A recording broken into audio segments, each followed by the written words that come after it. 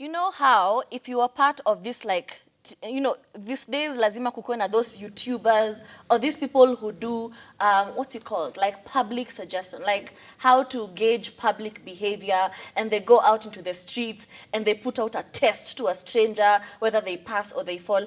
I feel like this is what Nyota Ndogo is doing, okay? Like somebody will randomly walk up to you in a supermarket and tell you, I will give you 10,000. What are you going to buy? And then at the end, you're either going to be embarrassed by what you bought, or you're going to be really proud, or people are going to praise you for how responsibly you used that money you were given.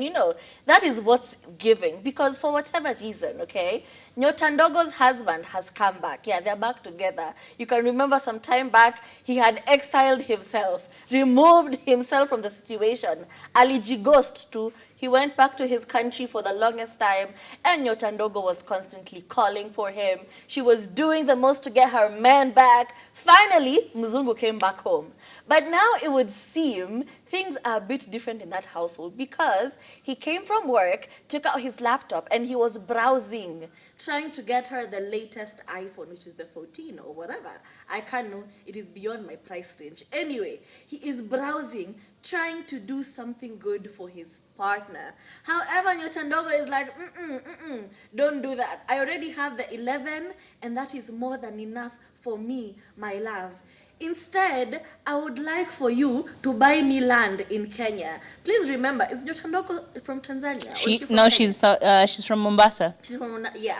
She'd rather have land, like amunulie shamba, instead of buying an iPhone 14. Do you think she was in the right? Because that actually rubbed off of me kind of wrong. Yes, it is their relationship in their household. I don't know what goes down over there, but it was just giving like she was part of a social experiment, and she was trying to figure out the best response, like it was PR or something. Because first of all, she recorded the whole thing. Like she would rather not have the latest phone, but she would rather have land.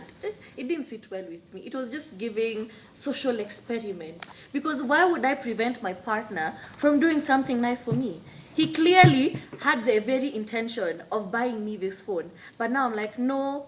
It's like when you don't have money and you start hanging out with people who have money, and every small purchase they make, you see cement in it. Unasema, wa, amenunulia hizi drinks zote, hii ingekuwa shamba kamulu. That's the energy it's giving. It's giving, I'm intimidated by how you're spending your money, but if you give me this money, I'll spend it another way. I think most of us have been in that situation where somebody gets you something so expensive, and then you start seeing simiti and mawe and mchanga instead of just appreciating the small gift that you were given. Do you think Nyota Ndogo was in the right, or do you think she was just being, I can't explain it. It was just weird.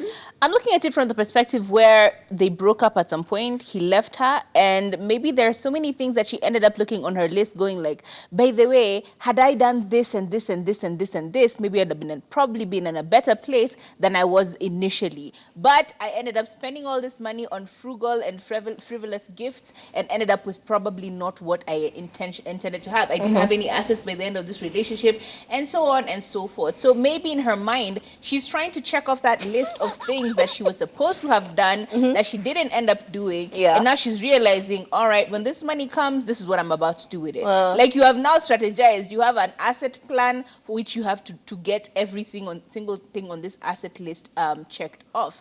So for that reason, I understand. But there is also that other aspect of poverty mentality, which you just lightly mentioned. Yeah. Look, at the end of the day, we have been accustomed to having such a poverty mentality that every single time you are even told of a figure, immediately your first instinct is to negotiate. Like, why are you negotiating for everything? Can you just let people have the prices that they have?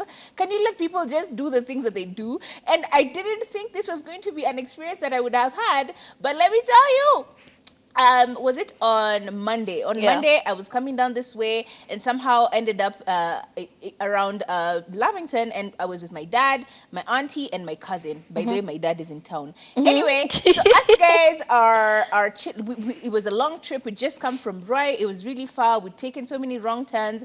Long story short, I'm like, let's just sit in here for a minute, get some coffee, and then re-strategize on what the plan is after. Yeah. So we sit down at this very local, well, let's not call it local, this very popular joint, coffee joint, everybody knows about it. And immediately we sit down, the menu is, I hand them the menu, because nowadays you have to scan everything on QR codes. Yeah. Anyway, I hand them the menu. Do you know what the first thing my father says? He's like, Ati, Hii pesa yote. chips, home fries, 790. Ai uongo. Ati, kwa hivyo kahawa ni pesa ngapi? 300. Ata tukapikie nyumbani. I have never had my dad be There is food at home. Like, there is food at home, my father. And I'm like, but I'm paying. Can you guys just have at least a coffee? They just said, itisha maji. Tukunywe maji, alafu tutaenda kutafuta chakula sijui KFC. And that is exactly what happened. I kid you not. They refused to eat. I begged and begged and begged. And they said, no, hatukuli hapa. Tunajua pesa ni yako, lakini hapana. Tukubali kutumia pesa vibaya hivyo. Enda ufanye savings. Enda sijui ufanye nini. And I just laughed. So in my mind, I've been contesting with them because I keep telling them, you guys, this is problematic for me. How you people are trying to be so frugal with your money that you don't end up enjoying the small little bits of moments. Imagine how amazing that dinner would have been, you know? How awesome we'd have had a time. Yeah. Yani to chill to kunywa kahawa, to relax, tukiangalia rich people walking around in their big cars. That would have been nice, an event. But what do we end up doing? Going to a drive-through to get chicken, a bucket of chicken, which isn't that much difference in price anyway. So it's just poverty mentality is an issue. We need to deal with it as Kenyans. And the older we get, the more we have this mentality. So let's try and sort ourselves out. Not everything needs to be counted down to the dollar. Can you just enjoy moments and enjoy some things? Enjoy your iPhone, Nyota Ndogo, you know? It's a good phone. It will last you a few years before it starts giving you all these problems.